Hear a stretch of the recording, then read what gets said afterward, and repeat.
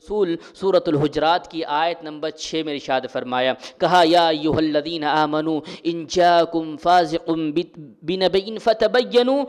اللہ نے کہا کہ جب تمہارے پاس کوئی بات آئے، اللہ نے کہا کہ جب تمہارے پاس کوئی بات آئے تو کیا کرو؟ فاسق ہو سکتے ہیں، کوئی خبر لے کر آ سکتے ہیں، اس کی تحقیق کر لیا کرو۔ اللہ کے نبی صلی اللہ علیہ وسلم نے کہا میرے بعد فتنے ہوں گے، انکار حدیث کے فتنے ہوں گے، لیکن یاد رکھنا جب کوئی بات تم تک پہنچے تو اس کی تحقیق کر لیا کرنا، یہ اساس ہے، بنیاد ہے تا قیامت تک کے لیے۔ میرے بھائیوں، اسی طرح اللہ کے نبی صلی اللہ علیہ وسلم نے فرمایا کہ یکون فی آخر الزمان،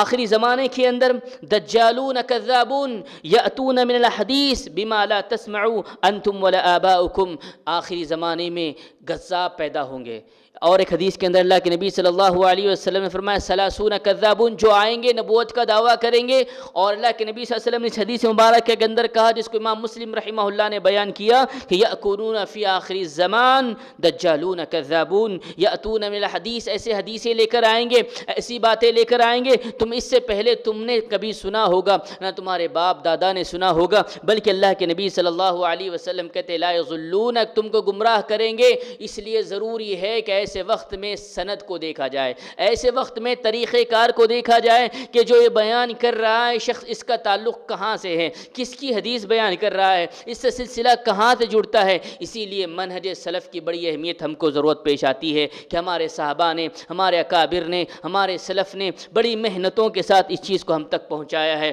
میرے بھائیوں، یہ کچھ باتیں تھیں جو میں نے مختصراً طور پہ آپ کے سامنے رکھی۔ اسی طرح اور ایک بات سفیان ثوری رحمۃ اللہ علیہ کا قول میں رکھتے ہوئے اپنی بات کو ختم کروں گا، وہ یہ کہتے ہیں الاسناد صلاح المؤمن، مومن کا اگر کوئی ہتھیار ہے حدیث کے معاملے میں تو وہ اسناد ہے، وہ اسناد ہے، سند ہے، کس سے کس نے سنی، کب سنی، کس حالت میں سنی اور کیسے ہم تک پہنچی، یہ سب سے بڑا مسئلہ ہے۔ اسی طرح عبداللہ ابن مبارک رضی اللہ تعالیٰ عنہ کہتے ہیں اگر انسان دین کا، اگر یہ سند دین کا حصہ نہ ہوتی، یہ سند دین کا حصہ نہ ہوتی تو کوئی بھی کبھی بھی کسی بھی وقت کوئی بھی بات ہمارے سامنے پیش کر سکتا تھا کہ فلاں ابن فلاں سے یہ معاملہ ہوا، فلاں